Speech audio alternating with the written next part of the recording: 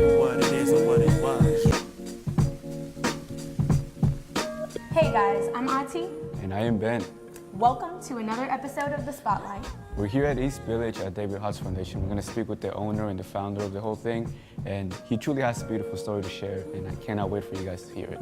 And I'm going to sit down with the Director of Communications and find out what the organization has to offer. Let's go.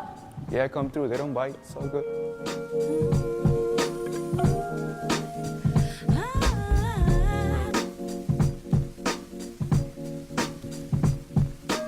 So we're here with Brandon Stepp, the founder of the organization. Mr. Brandon, how you doing? Good to meet you. Alrighty, so I'm a firm believer in jumping right to it, so let's get to it. What is it that inspired you to start this? So in 2006, I stepped out on faith, actually, left a corporate job and started a studio in Southeast San Diego out of a garage. So converted a garage into a studio and was doing freelance work out of there, doing audio and production. Slowly, the kids in the neighborhood started to take notice of the studio, and they really wanted to get in there. So at first, I didn't let them come in because I was like, you guys, this is a professional thing. You guys, they were like, no, we want to rap. And actually, one kid in particular, his name is Rayvon. He really was persistent. Like he was like, no, this is my passion. This is what I want to do. So I allowed him to come in, actually, and him and his friends for the first time, and they had a studio session. It's a crazy story. They came late, and I was like, sorry, you're late. Nah, you missed it. So then they rescheduled, and they ended up coming in. Well, I saw how powerful of a medium music was. I was able to have conversations surrounding like life with these young people because they were in the studio engaged in art, and it changed the trajectory of my life. Yeah, that process, the inspiration behind it really is just being able to engage young people in art in the studio, giving them relevant skills to be able to go back into the world, but also in challenging them to be better in other places. So whether that's at school with their grades, whether it's checking themselves into the shelter for the night, or whether it's staying in their group home and being great citizens, we really engage youth here and then use that as a platform for mentorship. So I read on your website that when you guys started, you allowed the kids to use the studio time if they got good grades. Right. Would you mind going into why you did that? Yeah. So first I want to kind of thin them out a little bit, because after I started letting some kids come in, there was a lot of kids that started to come in and want to do it. And I feel like the way that the world works is you have to pay. If they wanted to get in the studio, they should have to pay as well. Now, money is always an issue, but what you can pay for was with grades. So that became the currency of the studio, and it still is, actually. Good behaviors and grades are the currency of the studio. We do deals with kids to get them in a place where, if you want to perform outside the classroom and you want to bring that in here, you can trade that for something that's valuable to me. The art itself is a powerful medium, and we don't skimp on the art. Like, the art is important, but the art is just the platform here. Like, it's just a vehicle. There's so many other things in life that these young people can take advantage of, opportunities, things that they can grow toward. Sometimes it's hard for them to see it. Sometimes it takes somebody to say, hey, there's something else that you can do, and if you can be successful here, you can be successful there, outside in the classroom, whatever you're trying to do. So we're really just engaging young people and challenging them, in their art and in their life.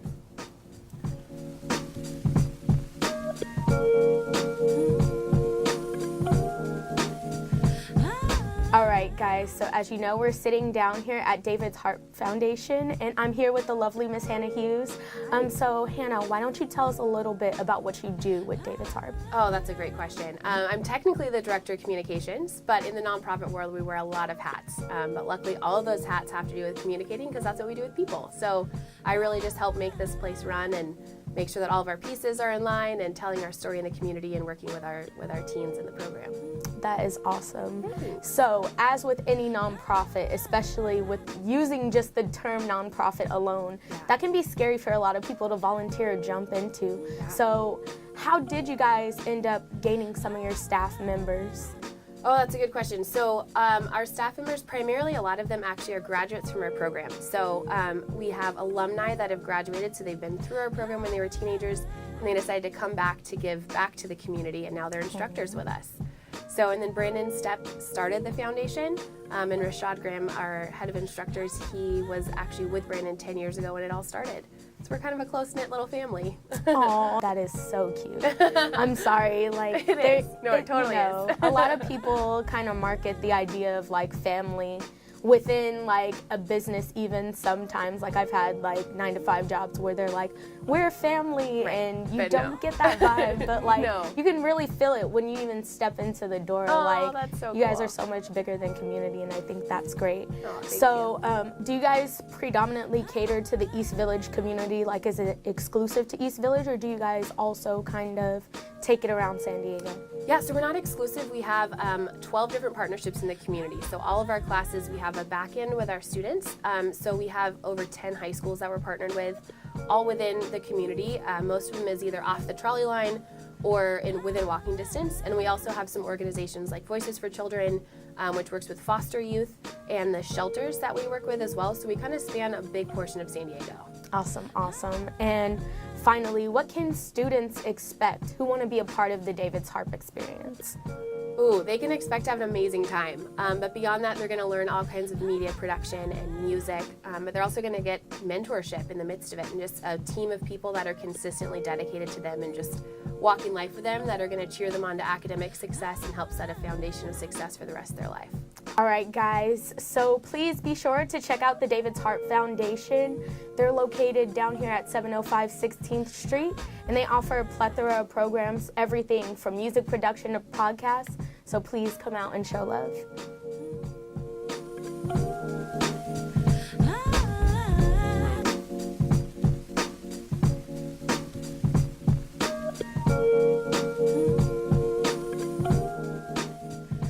This last one is less of a question, more of a statement. I am an artist. I do film and photography. My whole life I wanted to do it. And every time I tell people that, there's a little bit of, I want to say, almost condescending, like, really? That's what you want to do? Yeah. But good luck with that. Or whenever at school they had budget cuts, they would always cut the arts first. That was the first thing to go. Yeah. So I feel like we live in a society where the art is not taken it serious. Yet you and I both know that art changes life. Art matters. Art changes the world. So let's take what's going on here as your own way of telling the world, why does art matter? Because we are here Yeah, for that, because of that statement. Art matters. Art changes lives. absolutely. Why? Why does art change lives? Art in and of itself is an expression. It's a conversation. It's a communication. We know that communication is powerful, right? It's a powerful medium, whether it's verbal or nonverbal. But to be able to focus on something, to be able to communicate, takes passion, it takes education, it takes a lot of different elements that are core in everything else in society. So at a core level, from a communication level, art is essential to society because it is an expression just like anything else is an expression. But deeper than that, even deeper than that, why is art powerful? Art is powerful because there's something in our minds, there's something in our hearts that needs to come out. We need to be able to express that, and sometimes words aren't enough. Sometimes you need to have a different canvas, a different method by which to communicate your heart to the world, and art offers you that opportunity. And then you spoke on something else. You know, there is a stigma kind of in society about the value of art. But I think that people that see that way don't really realize that they're consuming art all the time, you know, and it's something that without it in their lives, they would really miss it. It's so interwoven into who we are, to be able to create.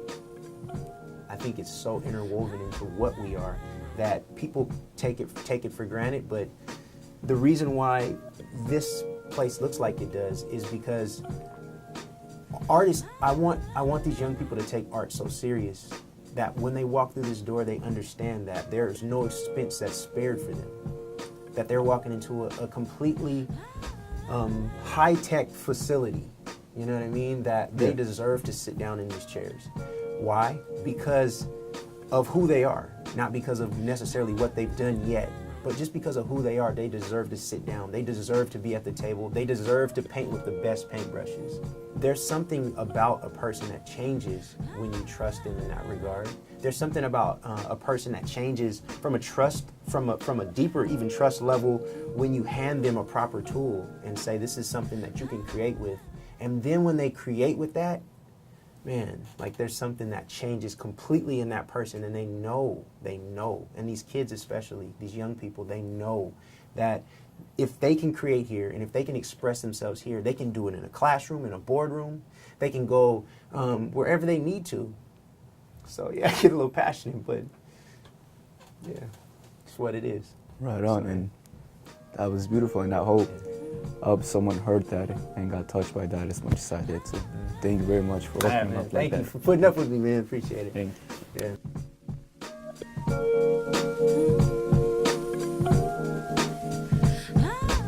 We appreciate you guys for chilling with us here at the David's Harp Foundation.